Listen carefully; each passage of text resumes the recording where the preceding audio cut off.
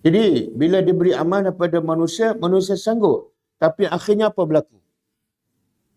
Akhirnya apa berlaku? Zaharal fasadu fil barri wal bahri bima kasabat aydin nas. Muncul segala kerusakan, segala kefasadan di atas muka bumi, bahkan di laut, disebabkan bima kasabat aydin nas. Disebabkan apa yang dilakukan oleh tangan-tangan manusia.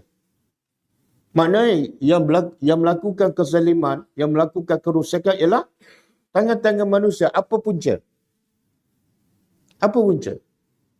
Kita dengar sabar hari kan. Akhir ni lagi kita berita yang lagi dahsyat.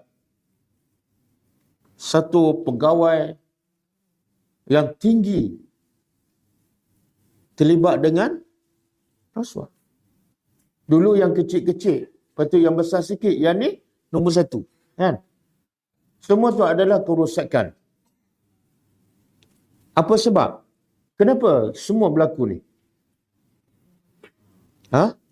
Sebab apa? Allah kata manusia pikul amanah dalam dia buat zalim. Sebab apa? Jahula. Sebab jahil. Manusia jahil. Jadi bila jahil, dia akan buat kezaliman. Semua punca kezaliman ialah jahil. Jahil apa ni? Jahil matematik. Jahil sains. Jahil geografi. Jahil IT. Bahkan yang rasuah ni kadang-kadang pakar IT. Betul tak? Jahil. Jahil Al-Quran. Jahil agama. Mereka tak kenal Allah.